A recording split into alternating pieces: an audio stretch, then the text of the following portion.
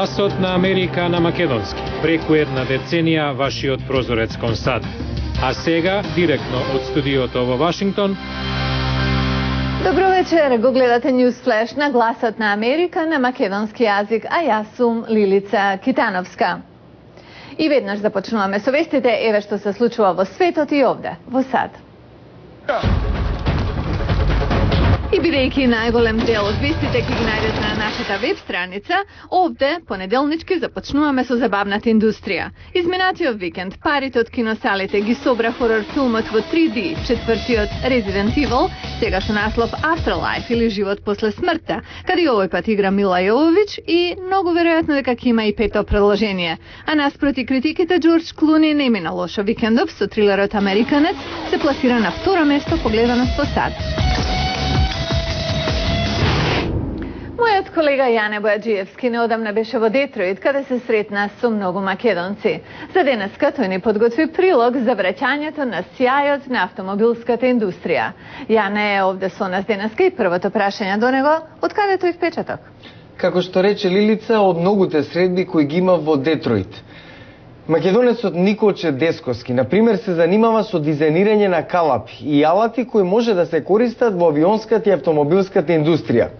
Тој планира да го прошири бизнисот во овој сектор. Каква е состојбата во Детройт денеска? Навистина, видлив ли е оптимизмот? До некаде ако се гледаат вести, да се разбира. Меѓутоа, General Motors јави за големо зголемување на продажбата на Кина, например, но во Детройт и натаму многу луѓе размислуваат за селење во други делови од САД. Подобрите времења за градот изгледа се уште се далеко. Благодарам, Јане, да го видиме прилогот.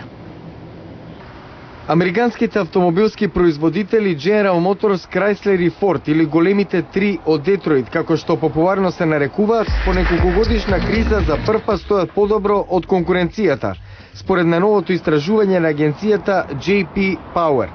Голема разлика од времето кога им требаше владина помош за да не банкротираат. Најзабележителен исчекор направил Ford. Оттаму, председателот Обама во август најави дека владата со кредитни гаранции ќе помогне на компанијата да извезе повеќе од 200.000 автомобили.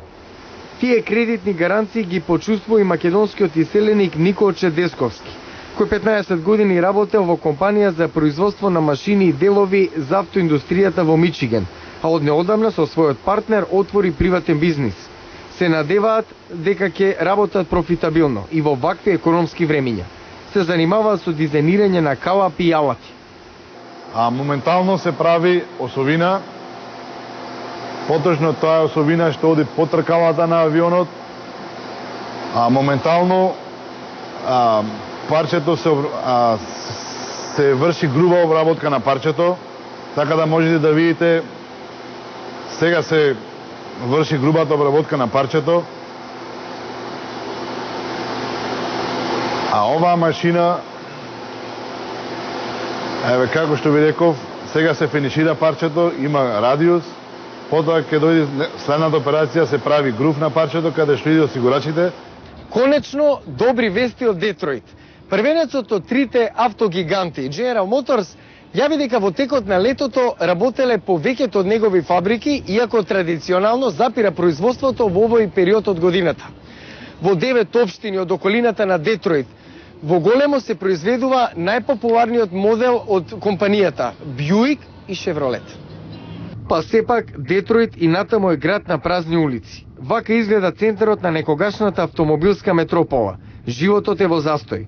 Многу бизниси кои беа поврзани со автомобилскиот сектор се селат во други делови од САД, најчесто во Средниот Запад. Ке треба доста време градот да се врати на некогашниот сјај на почетокот на 70-тите. Климатски промени, нестабилни цени на нафтата, катастрофално излевање во Мексиканскиот залив. Сето ова само ги зајакна повиците Соединетите Американски држави да најдат решение за зависноста од нафта од странство. Во потрага по алтернативи, морнарицата и цивилната авиоиндустрија размислуваат за растително масло како авионско гориво. Докаде е реализацијата на идејата од следниот прилог. Борбен авион F-18 полетува од локација во Мериленд, каде американската морнарица врши тестови.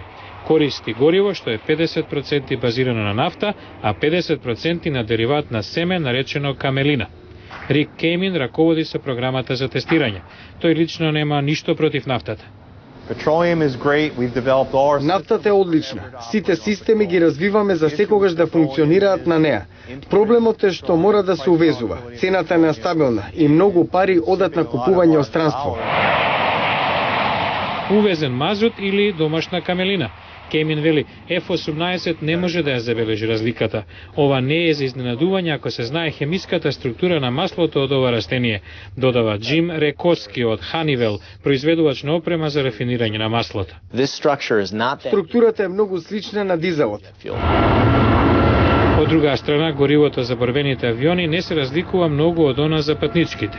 Јапонската Japan Airlines направи неколку успешни тестови на биолошки горива минатата година. Зголемениот интерес за нив и загриженоста за животната средина создаваат можности за бизнис. За Рекоски, целта е следната деценија биогоривата, вклучувајќи ги она од камелина, да сочинуваат 1/3 од целото гориво што се користи во американскиот сообраќај. Но не сите се согласни. Джим Бартис од корпорацијата Ранд вели: Производството на само 1% од маслото што се користи во Соединетите Американски држави значи ангажирање на 10% од сето земјоделско земјиште.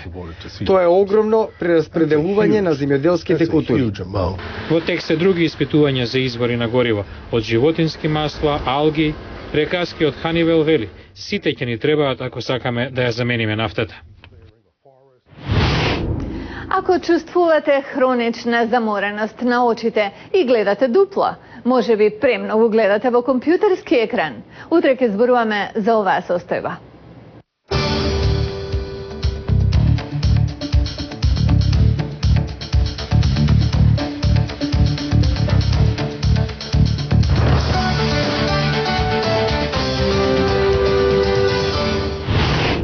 Ова беше Newsflash на Гласот на Америка на македонски јазик, а јас сум Лилица Китановска. За најнови содржини појдете на нашата веб страница glasnaamerika.com. Пријатна вечер.